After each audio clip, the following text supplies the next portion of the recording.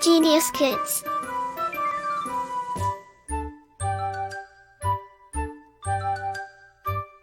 Cultivating love for learning. अध्याय 3 cycle की सवारी। प्रस्तुत पाठ में लेखक की साइकिल चलाना सीखने की धूर्त इच्छा का वर्णन किया गया है, जिससे वह कई बार हास्य का पात्र बनता है और उसकी यह इच्छा अंत में एक तांगे से टकराकर गिरने के बाद समाप्त होती है। ईश्वर ही जानता है कि जब मैं किसी को साइकिल की सवारी करते या हारमोनियम बजाते देखता हूँ, तब मुझे अपने ऊपर कैसी दया आती है। सोचता हूँ भगवान ने ये दो विद्याएं भी खूब बनाई है। एक से समय बचता है, दूसरी से समय कटता है। मगर तमाशा देखिए, हमारे भाग्य में कलयुग की ये दोनों विद्याएं नहीं लिखी गई। न साइकिल चला सकते हैं, न बाजा ही बजा सकते हैं। पता नहीं कब से यह धारणा हमारे मन में बैठ गई है कि हम सब कुछ कर सकते हैं, मगर ये दोनों काम नहीं कर सकते। शायद सन 1942 की बात है। बैठे बैठे ख्याल आया, चलो साइकिल चलाना सीख ले। इसकी शुरुआत यूं हुई कि हमारे लड़के ने चुपचाप ही यह विद्या सीख ली और हमारे सामने से साइकिल पर सवार होकर निकलने लगा। अब आपसे क्या कहें, लज्जा और शर्म के कैसे कैसे ख्याल हमारे मन में उठे। सोचा, क्या हम ही जमाने भर में फिसड्डी रह गए हैं। सारी दुनिया चलाती है, जरा जरा से लड़के चलाते हैं, मूर्ख और गवार चलाते हैं। हम तो परमात्मा की कृपा से पढ़े लिखे हैं, क्या हम ही नहीं चला सकेंगे? आखिर इसमें मुश्किल क्या है? कूदकर चढ़ गए और ताबड़तोड़ पाव मारने लगे। और जब देखा कि कोई राह में खड़ा है, तब टन टन करके घंटी बजा दी। न हटा तो क्रोधपूर्ण नेत्रों से उसकी तरफ देखते हुए निकल गए। बस यही तो सारा गुर है इस सवारी का। कुछ ही दिनों में सीख लेंगे। हमने निश्चय कर लिया कि चाहे जो हो जाए, परवाह नहीं। शब्दार्थ: फिसड्डी, पीछे रह जाने वाला। दूसरे दिन हमने अपने फटे पुराने कपड़े तलाश किए और उन्हें ले जाकर श्रीमती जी के सामने पटक दिया। कहा कि इनकी जरा मरम्मत तो कर दो। श्रीमती जी ने हमारी तरफ अचरज भरी दृष्टि से देखा और कहा, कपड़ों में अब जान ही कहाँ है जो मरम्मत करूं। ये तो फेंक दिए थे, आप कहाँ से उठा लाए? वहीं जाकर डाल आइए जहाँ से लाए हैं। मेरे दोबारा कहने पर श्रीमती जी बोली, पहले बताओ इनका क्या बनेगा। हम चाहते थे कि घर में किसी को कानो कान खबर न हो और हम साइकिल सवार बन जाए, और इसके बाद जब इस विद्या के पंडित हो जाए, तब एक दिन जहांगीर के मकबरे तक जाने का निश्चय करें। घरवालों को तांगे में बैठा दे और कहें, तुम चलो, हम दूसरे तांगे में आते हैं। जब वे चले जाए तब साइकिल पर सवार होकर उनको रास्ते में मिले। हमें साइकिल पर सवार देखकर उन लोगों की क्या हालत होगी। हैरान हो जाएंगे, आंखें मल मल कर देखेंगे कि कहीं कोई और तो नहीं। परंतु हम गर्दन टेढ़ी करके दूसरी तरफ देखने लग जाएंगे, जैसे हमें कुछ मालूम ही नहीं, जैसे यह सवारी हमारे लिए साधारण बात है। झक मारकर बताना पड़ा कि रोज रोज तांगे का खर्च मारे डालता है, साइकिल चलाना सीखेंगे। श्रीमती जी ने बच्चे को सुलाते हुए हमारी तरफ देखा और मुस्कुराकर बोली, मुझे तो आशा नहीं। खैर, यत्न करके देखिए। मगर कपड़ों का क्या बनेगा? हमने जरा रौब से कहा, आखिर साइकिल से एक या दो बार गिरेंगे या नहीं, और गिरने से कपड़े फटेंगे या नहीं। जो मूर्ख हैं, वे नए कपड़ों का नुकसान कर बैठते हैं किंतु जो बुद्धिमान हैं, वे पुराने कपड़ों से काम चलाते हैं। मालूम होता है हमारी इस युक्ति का हमारी पत्नी के पास कोई जवाब न था, क्योंकि उन्होंने उसी समय मशीन मंगवाकर उन कपड़ों की मरम्मत शुरू कर दी। इधर हमने बाजार से मरहम के 2 डिब्बे खरीद लिए कि चोट लगने पर उसका उसी समय इलाज किया जा सके। इसके बाद जाकर एक खुला मैदान तलाश किया ताकि दूसरे दिन से साइकिल चलाने का अभ्यास किया जा सके। अब यह सवाल हमारे सामने था कि अपना उस्ताद किसे बनाएं?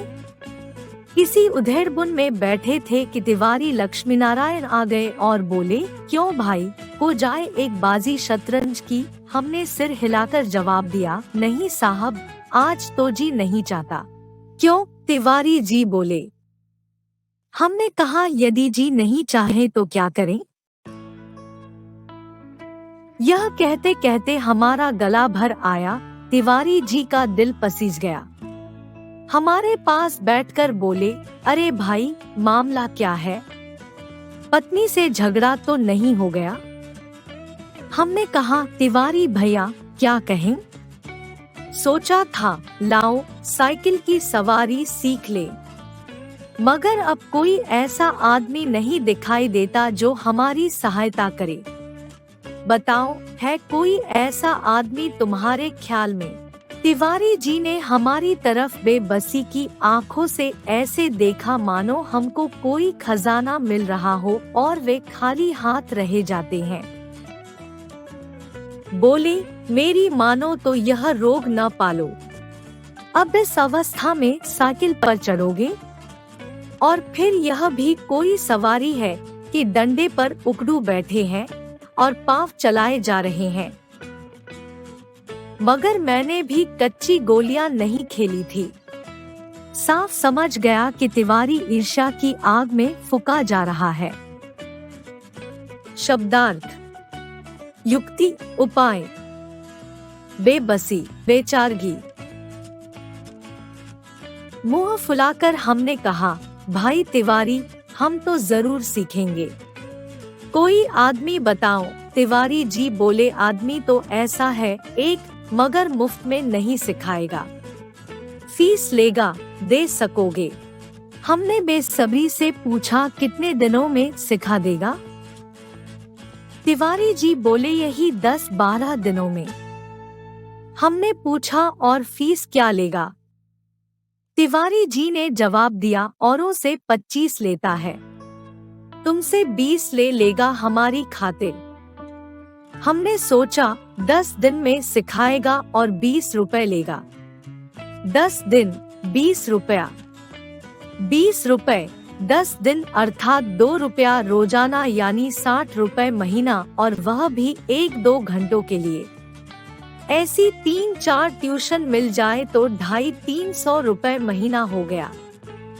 हमने तिवारी जी से इतना ही कहा कि जाकर मामला तय कर आओ, मगर जी में खुश हो रहे थे कि साइकिल चलाना आ जाए तो एक साइकिल प्रशिक्षण विद्यालय खोल दे और 300-400 रुपए मासिक कमाने लगे। इधर तिवारी जी मामला तय करने गए, उधर यह शुभ समाचार मैंने जाकर श्रीमती जी को सुना दिया कि कुछ दिनों के बाद हम एक ऐसा विद्यालय खोलने वाले हैं जिसमें 300-400 रुपए महीने की आमदनी होगी। श्रीमती जी बोली, तुम्हारी इतनी अवस्था हो गई मगर ओछापन न गया। पहले आप तो सीख लो, फिर विद्यालय खोल लेना। मैं समझती हूँ कि तुम सीख ही न सकोगे, दूसरों को सिखाना तो दूर की बात है। हमने बिगड़ कर कहा, यह तुम में बड़ी बुरी आदत है कि हर काम में टोक देती हो। हमसे बड़े बड़े सीख रहे हैं तो क्या हम न सीख सकेंगे? और पहले तो शायद सीखते या न सीखते, मगर अब तुमने टोका है, तब जरूर सीखेंगे। तुम भी क्या कहोगी? श्रीमती जी बोली, मैं तो चाहती हूँ तुम हवाई जहाज चलाओ, यह साइकिल क्या चीज है, पर तुम्हारे स्वभाव से डर लगता है। एक बार गिरोगे तो देख लेना, साइकिल वहीं फेंक फाक कर चले आओगे। इतने में तिवारी जी ने बाहर से आवाज दी। हमने जाकर देखा तो उस्ताद साहब खड़े थे। हमने शरीफ विद्यार्थियों के समान श्रद्धा से हाथ जोड़कर प्रणाम किया और चुपचाप खड़े हो गए। तिवारी जी बोले, यह तो 20 पर माने ही न थे। बड़ी मुश्किल से मनाया है, पेशगी लेंगे। कहते हैं पीछे कोई नहीं देता। शब्दार्थ: प्रशिक्षण, बाकायदा शिक्षा देना। ओछापन, छोटापन। हम बोले, अरे भाई हम देंगे। दुनिया लाख बुरी है, फिर भी भले आदमियों से खाली नहीं है। यह 20 रुपया तो चीज ही क्या है। हम अपना धर्म लाखों के लिए भी न गवाएंगे। बस एक बार हमें साइकिल चलाना सिखा दें, फिर देखो इनकी क्या क्या सेवा करते हैं। मगर उस्ताद साहब नहीं माने, बोले फीस पहले लेंगे। हमने पूछा, यदि आपने नहीं सिखाया तो? उस्ताद बोले, नहीं सिखाया तो फीस लौटा देंगे। हमने पूछा, और यदि फीस न लौटाई तो? इस पर तिवारी जी ने कहा, अरे साहब, क्या यह तिवारी मर गया है? शहर में रहना हराम कर दूं, बाजार से निकलना बंद कर दूं, फीस लेकर भाग जाना कोई हंसी खेल है? जब हमें विश्वास हो गया कि इसमें कोई धोखा नहीं है, तब हमने फीस के रुपए लाकर उस्ताद को भेंट कर दिए और कहा, उस्ताद कल सवेरे ही आ जाना, हम तैयार रहेंगे। हमने इस काम के लिए कपड़े भी बनवा लिए हैं और अगर गिर पड़े तो चोट पर लगाने के लिए मरहम भी खरीद लिया है। हाँ, हमारे पड़ोस में जो मिस्त्री रहता है उससे साइकिल भी मांग ली है। आप सवेरे ही चले आए तो हरि का नाम लेकर शुरू कर दें। तिवारी जी और उस्ताद ने हमें हर तरह से तसल्ली दी और चले गए। इतने में हमें याद आया कि एक बात कहना भूल गए। नंगे पांव भागे और उन्हें बाजार में जाकर पकड़ा। वे हैरान थे। हमने हाफते हाफते कहा, उस्ताद जी हम शहर के पास नहीं सीखेंगे, लॉरेंस बाग में जो मैदान है वहाँ सीखेंगे। वहाँ एक तो भूमि नरम है, चोट कम लगेगी, दूसरे वहाँ कोई देखेगा नहीं।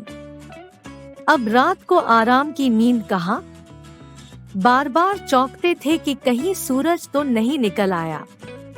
सोते थे तो साइकिल के सपने आते थे।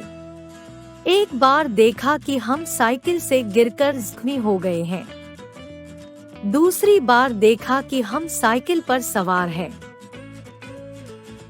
साइकिल अपने आप हवा में चल रही है और लोग हमारी तरफ आंखें फाड़ फाड़ कर देख रहे हैं। जब आंख खुली तो दिन निकल आया था। जल्दी से जाकर हमने पुराने कपड़े पहन लिए, मरहम का डिब्बा हाथ में लिया और नौकर को भेजकर मिस्त्री से साइकिल मंगवा ली। इसी समय उस्ताद भी आ गए और हम भगवान का नाम लेकर लॉरेंस बाग की ओर चले। लेकिन अभी घर से निकले ही थे कि बिल्ली रास्ता काट गई और एक लड़के ने छींक दिया। क्या कहे हमें कितना क्रोध आया उस नामुराद बिल्ली पर और शैतान लड़के पर। मगर क्या कर दे, दांत पीस कर रह गए। एक बार फिर भगवान का नाम लिया और आगे बढ़े। पर बाजार में पहुंचकर देखा कि हर आदमी जो हमारी तरफ देखता है मुस्कुराता है। अब हम हैरान थे कि बात क्या है। सहसा हमने देखा कि हमने जल्दी और घबराहट में पाजामा और अचकन दोनों उल्टे पहन लिए हैं और लोग इसी पर हंस रहे हैं। सिर मुड़ाते ही ओले पड़े। हमने उस्ताद से माफी मांगी और घर लौट आए, अर्थात हमारा पहला दिन मुफ्त में गया। दूसरे दिन फिर निकले। रास्ते में उस्ताद साहब बोले, मैं एक गिलास लस्सी पी लूं। शब्दार्थ: तसल्ली, दिलासा। आप जरा साइकिल को थामिए। उस्ताद साहब लस्सी पीने लगे तो हमने साइकिल के पुर्जों की ऊपर नीचे से परीक्षा शुरू कर दी। फिर कुछ जी में आया तो उसका हैंडल पकड़कर जरा चलने लगे, मगर 2 ही कदम गए होंगे कि ऐसा मालूम हुआ जैसे साइकिल हमारे सीने पर चढ़ी आती है। इस समय हमारे सामने यही गंभीर प्रश्न था कि क्या करना चाहिए, युद्ध क्षेत्र में डटे रहें या हट जाएं? सोच विचार के बाद यही निश्चय हुआ कि लोहे का घोड़ा है, इसके सामने हम क्या चीज है। बड़े बड़े वीर योद्धा भी नहीं ठहर सकते, इसलिए साइकिल अपने पूरे जोर से हमारे पांव पर गिर गई और हमारी राम दुहाई बाजार के एक सिरे से दूसरे सिरे तक गूंजने लगी। उस्ताद जी लस्सी छोड़कर दौड़े आए और दयावान लोग भी जमा हो गए। सबने मिल मिलाकर हमारा पांव साइकिल से निकाला। भगवान के एक भक्त ने मरहम का डिब्बा भी उठाकर हमारे हाथ में दिया, दूसरे ने हमारी बगलों में हाथ डालकर हमें संभाला और सहानुभूति से पूछा, चोट तो नहीं आई? जरा 2-4 कदम चलिए, नहीं तो लहू जम जाएगा। इस तरह दूसरे दिन हम और हमारी साइकिल दोनों अपने घर से थोड़ी दूर पर जख्मी हो गए। हम लंगड़ाते हुए घर लौट आए और साइकिल ठीक होने के लिए मिस्त्री की दुकान पर भेज दी। मगर हमारे वीर हृदय का साहस और धीरज देखिए, अब भी मैदान में डटे रहे। कई बार गिरे, कई बार शहीद हुए, घुटने तुड़वाए, कपड़े फड़वाए, पर क्या मजाल जो हार मान ले। 8-9 दिन में साइकिल चलाना सीख गए थे, लेकिन उस पर चढ़ना नहीं आता था। कोई परोपकारी पुरुष सहारा देकर चढ़ा देता था तो फिर लिए जाते थे। हमारे आनंद की कोई सीमा नहीं थी।